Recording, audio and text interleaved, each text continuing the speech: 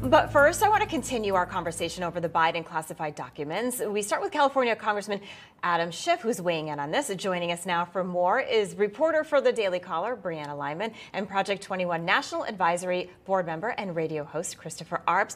Thanks for joining us this morning. Let's start with California Congressman Adam Schiff is allowing for the possibility that the president, Joe Biden's handling of classified documents, he says, endangered America's national security. Take a listen. Is it possible that national security was jeopardized here as many, including you, raised that possibility with the Mar-a-Lago documents? I don't think we can exclude the possibility without knowing more of the facts. We have asked for an assessment in the intelligence community of the Mar-a-Lago documents. I think we ought to get that same assessment of the documents found in the think tank as well as the home of President Biden. I'd like to know what these documents were. I'd like to know what the IC's assessment is. Brianna, we are hearing Democrats over the weekend speak out saying that this is embarrassing, saying they want to know more. Now, Adam Schiff obviously saying he wants to know more. What do you make of that? And what do you think we can expect of this special counsel? And can we even trust it? Well, first of all, if you look at the look on Adam Schiff's face, the pain that he has to try to get those words out and try to say that there could be something damning in there.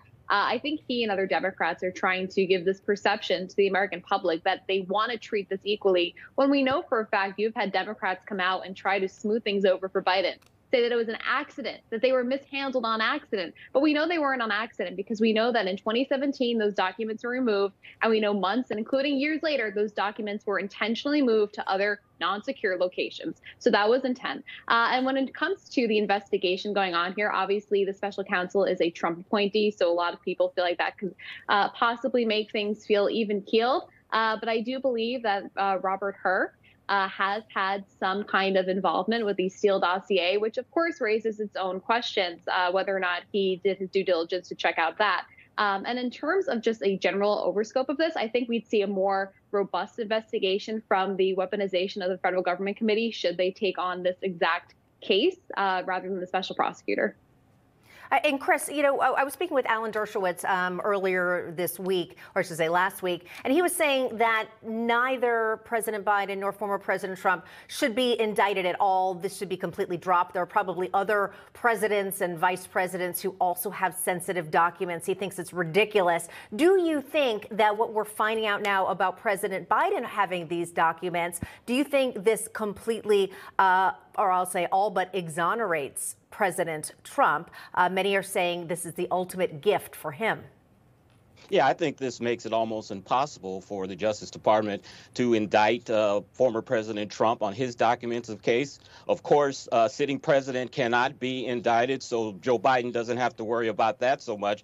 But just the facts of how much hypocritical this looks, that Joe Biden was railing on President Trump, calling him irresponsible for having these documents, when we find out that Joe Biden has documents in an unsecured garage next to his Corvette. Look, I am of a conspiratorial bent, and I don't think that this is a coincidence that all of this is coming out at this time. If you remember, before we thought there was going to be a red wave, there was a lot of talk of the Democrats on replacing Joe Biden, but that talk kind of got tamped down after the red wave didn't materialize. But I think this is an effort by the Democrats to get Joe Biden out of there. And I think it's not coincidental that these documents are revealed right before we're going to have a major investigation into Hunter Biden and the Biden crime family. All about the timing.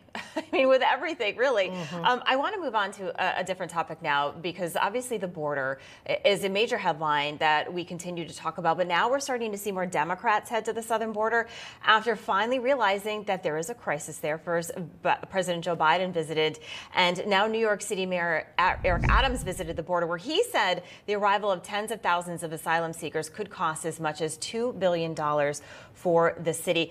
Brianna, you know what I find interesting is that nobody was talking about this border crisis a year ago.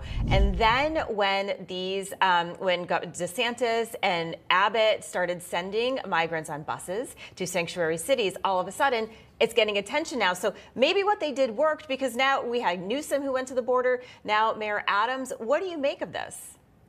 Well, I think you're absolutely right, first of all. I also think that when it starts to hit Democrats in their pockets, then they care about things. But more importantly, first of all, Eric Adams has been in office for what, a little over more than a year, and he goes to the border. Joe Biden has been in office for what, 50 years now, and made his first ever trip to the border last week. Didn't even see the migrants, mind you. They cleaned up the streets, they had him go to these centers, so he didn't even get a real view of what's happening. But I keep saying this. You can go to the border every single day, spend every day there. But unless you're putting in policy that will effectuate change, then nothing will change. So they can go visit the border and say, I see, but you have to give money to these agents. You have to let them do their job.